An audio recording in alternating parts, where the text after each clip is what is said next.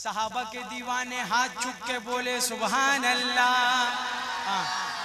जो जो ये चाहता है जो मैं पेश कर रहा हूँ तो उसकी जुबान खामोश न रहे कि यहाँ सिद्दीक़ के जैसी सदाकत कायम हो जाए, उमर फारूक के जैसी अदालत कायम हो जाए, उमर फारूक के जैसी अदालत कायम हो जाए।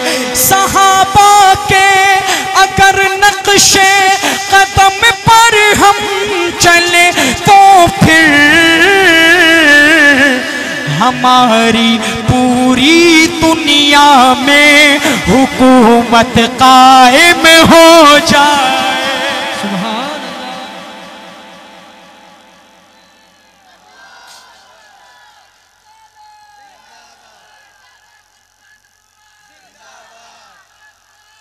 जिंदाबाद जिंदाबाद।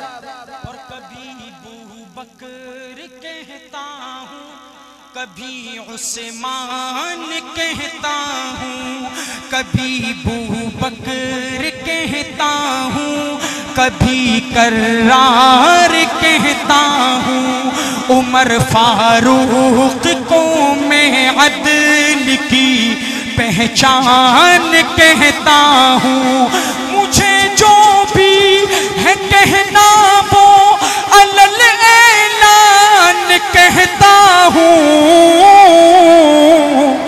सहाबा का जो दुश्मन है उसे शैतान कहता।